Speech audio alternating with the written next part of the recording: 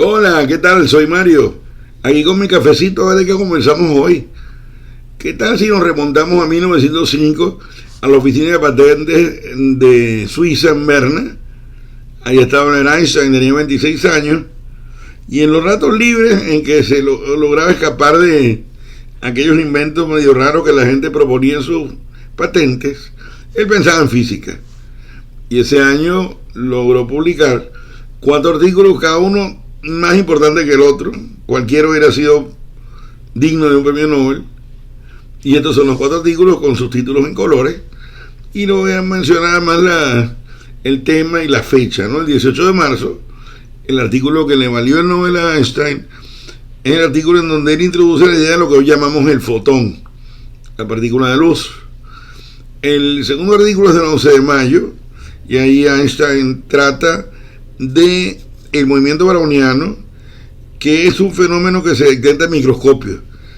El observador al microscopio mira una gotica de agua y con suerte ve allí partículas inanimadas que, a pesar de ser inanimadas, tienen un movimiento, y el movimiento se nota que es random.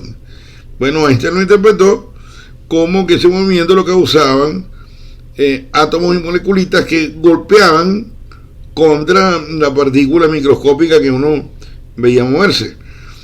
Lo interesante de esto es que en ese momento histórico, en 1905, muchos científicos dudaban de la existencia de los átomos y de las moléculas. Los tomaban más bien como un recurso para calcular y para pensar, pero no tomaban en serio que esas cosas fueran ciertas y de verdad. Bueno, Einstein logra hacer un conjunto de cálculos y termina el artículo con una fórmula para calcular el número de Avogadro en términos de cantidades medibles a microscopio cuando se observa el movimiento browniano. Y rápidamente se consigue calcular el número de Avogadro, lo cual fue un triunfo enorme, y de ahí en adelante, pues bueno, la existencia de los átomos y moléculas ya no estuvo más en duda. El tercer artículo, del 30 de junio, es el artículo donde en verdad Einstein propone lo que hoy día es la relatividad especial, y en el artículo, que es bastante leíble por cierto, salvo que es medio aburrido porque está escrito de manera demasiado alemana, Einstein muestra algunos de los efectos de la relatividad especial, uno de los cuales es que vamos a hablar ahorita más tarde. Y el último artículo, del 27 de septiembre, es el artículo donde por primera vez aparece la fórmula famosísima que todos vemos hasta en camisetas playeras, E igual mc al cuadrado. Pero, ¿de qué trata esto de relatividad especial? ¿Cómo es el asunto? Bueno, la cosa es así: los físicos y los científicos vamos a querer hablar de las cosas que ocurren y que observamos, y desde el punto de vista de la relatividad especial, en la cosa fundamental son las coordenadas espaciales y horarias de donde ocurran las cosas que observamos, que por cierto se denominan eventos. Entonces hay una cosa que es el espacio de los eventos, que es el conjunto de todos los eventos posibles, ¿no? Y entonces cada evento, por ejemplo, esta pelotica que digamos que representa a una chica abriendo una puerta o leyendo un libro o escribiendo alguna nota o algo así, ese evento ocurre en algún sitio y a alguna hora, que cada observador inercial, que son los observadores válidos de relatividad especial, y en un momento hablamos de eso, registrando una coordenada espacial, o sea, el sitio donde ocurre el evento y la hora donde ocurre, todo medido con un sistema de relojes y reglas que son del observador. En este caso, el observador, que se llama A, tiene sus reglas y sus relojes y demás, y él mide XA y TA como coordenadas espacios temporales, que así se llaman, del evento de la chica. Y otro observador, que se llama B, hace lo propio y anota sus posiciones y sus tiempos, que los tiempos que ser los mismos. Lo interesante de esto es que con 2 postulados nada más, y estas anotaciones que son las fundamentales respecto a los eventos, hay un montón de cosas que uno puede predecir, y entre ellas algunos efectos que son bien contrarios a nuestra intuición. vamos a ver un poquito más de detalle. Y digamos que dos observadores, de nuevo se llaman A y B, observan dos eventos distintos y le ponemos nombre evento 1 y 2. Entonces el observador A construirá dos pares de números, TA1, o sea, el instante de tiempo en que él anota que ocurre el evento 1, su posición, y lo mismo el evento 2, y lo propio hace el observador que se llama B, que anota también el tiempo que ocurre el evento 1, donde ocurre, etcétera. Con esas cantidades, o sea, con esos pares de números, o con esos pares de números, se construyen estas cantidades, la diferencia temporal horaria, que esencialmente la diferencia de tiempo es de la hora que ocurre el evento número 2 y que ocurre el evento número 1, o al revés, no importa, y la diferencia de posición, tanto para A como para B. Y ahora vienen los postulados, la relatividad especial. ¿Qué dice? ¿Cuáles son los postulados? El primero dice que las leyes de la física son las mismas para todos los observadores inerciales. Y eso significa básicamente que las fórmulas de física se escriben igual por los observadores inerciales. O sea, todos los observadores válidos escriben la misma formulita. Si estuviéramos hablando de mecánica newtoniana, estaríamos diciendo que todo el mundo escribe fuerza igual, masa por aceleración. Aunque ese no es el caso. Eso no se escribe igual. Muy bien. El otro postulado, en términos geométricos modernos, corresponde a decir que esta diferencia de cuadrados del intervalo temporal que media entre dos eventos y el intervalo posicional que media entre dos eventos, al cuadrado y restado y multiplicado el tiempo por c al cuadrado, estas dos cosas son iguales para cualquier par de observadores inerciales que uno escoja. Repito, esta cantidad va a ser la misma para cualquier par de observadores inerciales.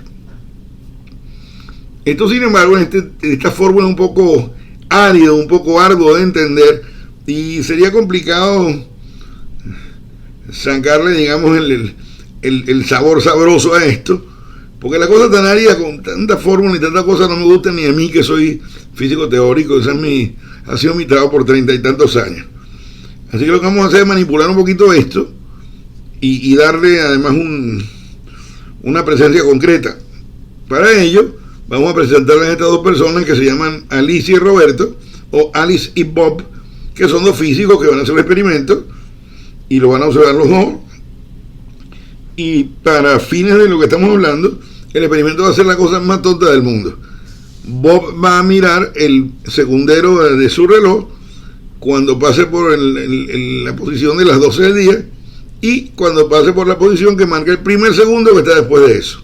Y Alex va a hacer lo mismo. Exactamente este es el experimento. Entonces aquí está. Estos son los eventos vistos por Alice.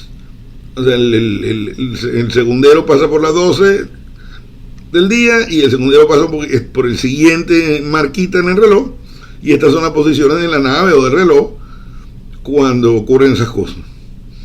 Bob va a hacer lo mismo, pero hay un bemol con lo que hace Bob, y el bemol estriba en que el reloj visto por Bob no se mueve, está en el mismo sitio, está en la nave acompañándole. El reloj y el observador se mueven juntos, son comóviles, esa es la palabra que usamos en física para decir eso. Entonces, el observador es comóvil con el evento. Y bueno, se calcula la diferencia que habíamos hablado antes para escribir esta recta de cuadrados que hablamos antes. Y la cosa interesante es que Bob midió estas dos posiciones X. Fíjense que le puse el mismo número 1, a pesar de que esta es la medida del segundo evento, pero como ya dije, el reloj es como con Bob, y entonces está en el mismo sitio, y entonces el delta X que mide Bob es 0. Ahora escribamos pues la diferencia de cuadrados que está acá. En el caso de Bob no aparece el delta X porque es 0. Y bueno, y uno puede despejar la C al cuadrado, que a lo mejor molesta un poquito, y en el lado izquierdo de la ecuación 7, factorizar la diferencia temporal entre los eventos como la ve Alice, llega esta formita que se llama número 8, donde yo marqué en colorcito rojo esto que está acá, porque quiero que se note claramente que ese cociente es la velocidad de Bob como es descrita por Alice, o la velocidad de la nave de Bob. El cociente entre la velocidad de la nave de Bob, que es esto, y la velocidad de luz C, que está aquí, recibe un nombre estándar en física, se llama el beta, o el factor beta. Y fíjense ustedes que entonces, al tomar raíces cuadradas, esto que está en paréntesis se convierte en una raíz cuadrada de 1 menos beta cuadrado. Y ahora yo puedo, si quiero, expresar el intervalo temporal que observa Alice para la diferencia de tiempo entre el reloj de Bob marcar las 12 y estar en un segundito o en un segundo, y despejar una fórmula que es esta, que es, sería poner esto dividiendo, ¿ok? Entonces, ese factor dividiendo, o sea, 1 sobre raíz cuadrada de número beta cuadrado, recibe el nombre de gamma, y ocurre que beta siempre es más chiquito que 1. O sea, nada es tan rápido o más rápido que la luz, salvo la luz misma. Y eso se ha mostrado, bueno, en cientos y cientos y miles de experimentos. Por lo tanto, como esto es más chico que 1, esto, el factor gamma, resulta siendo más grande que 1, y en consecuencia, el delta T de A, o sea, la diferencia temporal que mide Alice, que resulta ser igual a gamma por la diferencia temporal que mide Bob, es más grande la de Alice que la de Bob. Es decir, el tiempo según Alice corre más rápido que el tiempo según Bob. Entonces allí está ese señor completamente anonadado y hasta molesto, gritando con sus mentiras, patrañas, sus manipulaciones matemáticas. Eso no tiene nada que ver con la realidad. Pero antes de que sigamos, déjenme recordarles que esa cosa que no está en la realidad, la vimos todos hace muy poco en el cine, en la película Interstellar, donde este fenómeno de dilatación temporal aparecía, y por cierto aparecía en dos formas distintas. Por una parte aparecía, como lo estamos presentando acá, debido al viaje muy rápido de la nave donde viajaban los astronautas aventureros que buscaban rescatar a la Tierra, y entonces debido al viaje había una dilatación temporal. Pero también aparece otra dilatación temporal que es debida a que los aventureros están cerca de un agujero negro de nombre Gargantúa, y entonces hay efectos gravitacionales que también dilatan el tiempo, pero eso es tema de otra conversación. Lo cierto es que, bueno, seguimos con que esto es matemática y nos preguntamos si hay algo de verdad en esto, y para eso tomemos este caso. La Tierra bombardea a diario por miles y miles y miles de partículas denominadas rayos cósmicos, que no son otra cosa que partículas elementales, digamos protones y otra cosa que nos llegan de algún límite o de algún sitio del cosmos. ¿De dónde vienen? Eso será cosa de otra conversación. Lo cierto es que cuando llega un protón, primero llega una energía bárbara, una energía muy rápida, muy grande, una velocidad muy rápida, una energía enorme, y puede ser que choque contra un núcleo atómico de algún átomo que está en la atmósfera. Cuando eso sucede, el evento es catastrófico. Es como un camión de 18 ruedas se lleva por delante un carro deportivo pequeño. Virtualmente lo destrozan y salen las piezas del carro deportivo volando por todos lados, ¿no? En este caso, las piezas que salen volando son otras partículas subatómicas, y entre ellas hay una muy famosa que se llama el muón. Entonces aparecen muones, pero estos muones que se producen por acá en la atmósfera son detectados a nivel del mar. Ahora bien, hablemos del viaje de los muones. Los muones son, ya dije, partículas subatómicas. Ellos tienen una masa de unas 200 veces la masa del electrón. Tiene una vida media de 2,2 microsegundos, y eso significa que si uno tuviera un muón en la mano quietecito, en 2.2 microsegundos es muy improbable que él esté, porque seguramente se habrá desintegrado en cosas más chiquitas que él. Y no solamente eso, sino que la energía típica cuando se produce un muón en alta atmósfera por un choque de un rayo cósmico, o sea, de un protón, digamos, contra un núcleo, es del orden del 2000 MeV. Los MeV son unidades de energía que se usan mucho en física de partículas. Y esos 2000 MeV son iguales, se calculan con esta formulita: gamma, el gamma que dijimos, 1 sobre raíz cuadrada de no sé qué, multiplicado por la masa del muón por C cuadrado. Aquí está el E igual a mc cuadrado de siempre. Esto se llama la energía en reposo del muón y la multiplicamos por gamma. Como conocemos esto de los 2000 MeV y conocemos C y conocemos mu, podemos calcular cuánto vale, pero podemos calcular exacto cuánto vale gamma, da algo que es casi 20, y haciendo un despeje de la raíz cuadrada y demás, se encuentra la velocidad que da 0,9986 C. Eso significa lo siguiente: que el muón debería desplazarse más o menos unos 660 metros. ¿Por qué? Porque a esta velocidad y con el tiempo de vida del muón, el producto de velocidad por tiempo da lo que se desplaza el muón antes de desintegrarse, y da unos 700 metros. Así que ningún muón debería llegar al nivel del mar. Sin embargo, se detectan en profusión montones de muones llegan al nivel del mar. Bueno, ¿y cómo es eso? Bueno, eso es debido a la realidad de la dilatación temporal relativista, porque el tiempo del muón, como lo vemos en tierra, no son 2.2 microsegundos. Esa no es la medida media del muón. La medida media del muón vista en tierra es, como ya dijimos, gamma por la vida media del muón en reposo. Y si uno hace el calculito, pues esto no va a 660 metros, sino 13.2 kilómetros, esencialmente 15 kilómetros, que es más o menos el espesor de la atmósfera terrestre. Así pues, un efecto relativista que parecería totalmente contrario a la intuición es totalmente cierto. Y entonces, bueno, tenemos que cambiar nuestro punto de vista al de relatividad especial.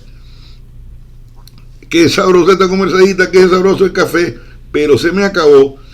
Así que entonces me levanto, me voy y lo dejo para ahora, pero voy a buscar otro cafecito. Chao, hasta la vez que viene. Nos divertimos mucho, gracias.